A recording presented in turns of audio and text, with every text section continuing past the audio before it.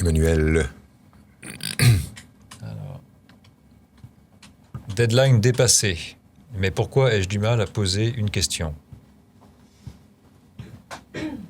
Ok, deadline dépassé, c'est-à-dire que ça commence par ça? Non, oui, ça veut dire qu'en fait, elle a posé sa question. On avait dit que c'était jusqu'à midi dimanche. Et puis, beaucoup de personnes, une centaine, ont continué à en poser. Et donc, Emmanuel nous dit deadline dépassé. Alors, on ne répond pas. Ok, pourquoi tu as du mal à poser une question? Parce que tu as peur de te tromper et peur d'être ridicule. Ah non, c'est pas ça. C'est pas la peur exactement d'être ridicule, c'est la peur de l'autorité qui est sous-jacente dans ton système, Emmanuel.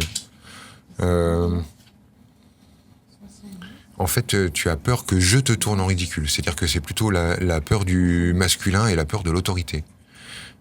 C'est comme si tu te transformais en petite fille. Ah ok, ça y est, je comprends.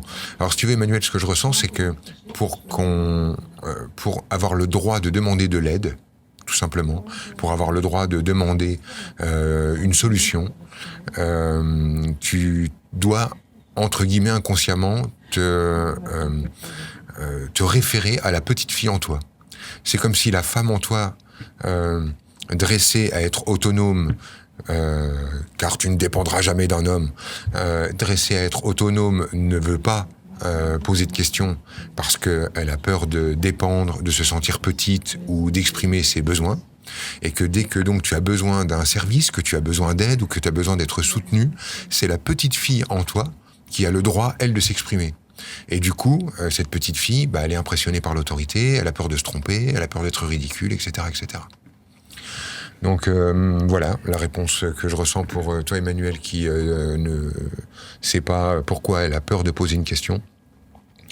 J'irais sur t'octroyer le droit de ta fragilité, avoir le droit d'avoir besoin de l'autre, d'avoir le droit d'exprimer tes besoins, d'avoir envie d'être soutenu, d'avoir envie d'être comprise.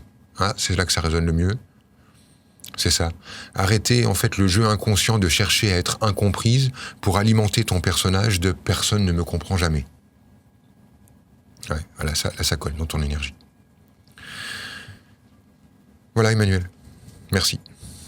Il y a pas mal de gens qui ont peur de toi. C'est un peu l'objet de ce live. Si tu veux, on m'a beaucoup vu dans les causeries, et dans les causeries, je me mets en contact avec la structure de la personne que je ressens, et j'envoie en fonction de ce que je suis en train de capter de l'autre. Et il y a des gens qui aiment qu'on leur parle direct, franchement. Il y a des gens qui ont des belles capacités d'autodérision.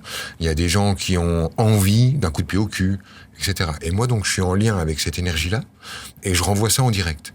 Mais pour tous les autres qui sont en train d'écouter, et qui sont en train d'écouter avec leur propre structure énergétique, ils disent « Non mais attends, s'il me fait ça, non, là ça le fait pas ». Et du coup, j'ai fini par avoir un peu l'image du bourrin de service qui ne s'envoie pas dire les choses, si tu veux, qui balance, alors que c'est pas mon truc. Moi, je me mets en lien avec l'autre et j'essaie d'être au plus fin sur son système. Après, je peux pas éradiquer la notion de parano. C'est-à-dire qu'il y a des gens qui appellent avec une structure paranoïaque, c'est-à-dire tu mets tout en œuvre ce que tu peux avec ton cœur, ton énergie pour éclaircir le truc de l'autre, et l'autre trouve moyen de se sentir victime de toi. Ça, il y a pas de... Tu peux pas lutter. J'ai lu un commentaire qui m'a fait marrer il y a 2 jours, quelqu'un qui disait qu'il s'était tapé 400 bornes, qui avait payé 50 balles d'une vague pour me demander pourquoi son chauffe-eau était en panne.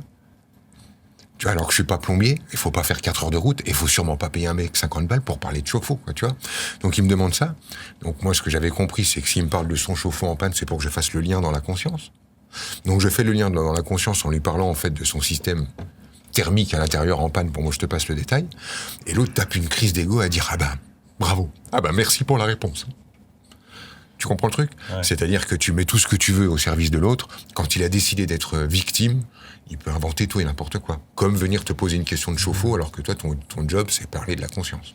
À l'époque où tu faisais des stages à une vingtaine de personnes et auxquels j'assistais, c'est vrai que on pouvait être impressionné par certains tons, par certains certaines attitudes que tu pouvais avoir vis-à-vis des gens, parce que tu savais ce qu'il fallait leur dire. Et effectivement, après, quand on leur demandait, c'était bien ça qu'ils voulaient entendre, en tout cas qu'ils devaient entendre.